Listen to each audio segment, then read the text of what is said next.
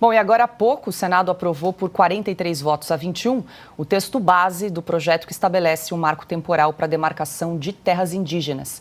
Os senadores ainda precisam analisar sugestões de mudança, os chamados destaques, e concluir então a votação. Se o projeto for aprovado em definitivo, seguirá para a sanção do presidente Lula.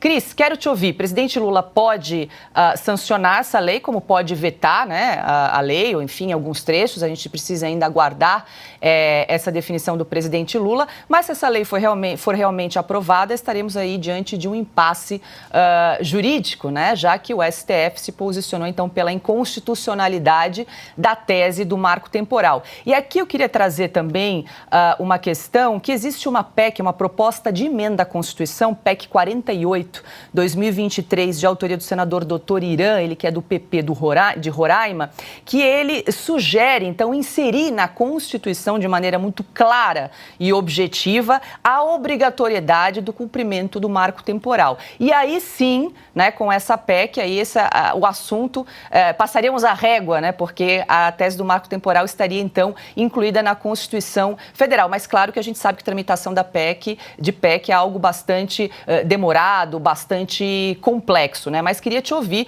porque o Senado agora reagiu ao STF, aprovando também, como fez a Câmara, a tese do marco temporal.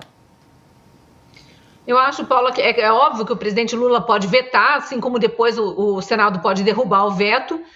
Isso tudo pode acontecer de forma muito rápida, mas eu acho que o Congresso fez muito bem, antes tarde do que nunca, né, de reagir agora, de dar essa resposta para o STF, e o STF que leve para frente, vai ter que ser provocado, né, para levar para frente provavelmente a oposição, aí a oposição ao projeto de lei aprovado, né, esses senadores petistas e desses partidos de extrema esquerda aí que apoiam o PT em tudo, vão recorrer ao STF para alegar que é inconstitucional também o que foi aprovado agora. E enquanto isso, eu sou partidária aí da tese de que tem que virar uma PEC, tem que estar escrito na Constituição, e aí não tem ministro militante que possa mudar. Eles têm tentado, né, ignorar a Constituição, mas se a sociedade reagir, parar de ficar nesse silêncio, nessa espiral de silêncio, e os parlamentares também, que parece que já estão saindo da espiral do silêncio, aí o STF volta para o seu quadrado, né? Como disse o deputado Marcel Van Hatten num discurso na tribuna ontem. Eu queria só lembrar aos eventuais indígenas que estejam nos assistindo, os indígenas de fato, né? Não aquelas índias da Sapucaí que correm para fazer protesto em Brasília, pagas com dinheiro público, inclusive, desconfia-se pelo menos, né, que os índios devem também se manifestar nesse momento, porque esse projeto do marco temporal que foi votado agora e aprovado no Senado, ele prevê, por exemplo, exploração econômica das terras indígenas, inclusive em cooperação ou com contratação de não indígenas, ou seja, os índios passam a ser efetivamente donos de suas terras e não escravos dessa extrema esquerda que sequestra também a causa deles e quer que eles sejam quase como animais exóticos no zoológico para ficarem sendo exibidos para esses globalistas dessas ONGs aí, e não possam tirar proveito da própria terra.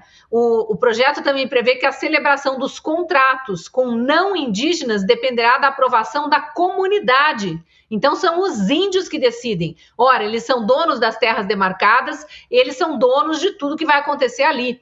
E aí fala que a manutenção da posse da terra e a garantia de que as atividades realizadas ali gerem benefício para toda a comunidade mediante a aprovação da comunidade. Então, eu gostaria muito de ver indígenas de verdade em frente ao STF, se houver agora uma contestação judicial em cima desse projeto que foi aprovado agora no Senado. Paula.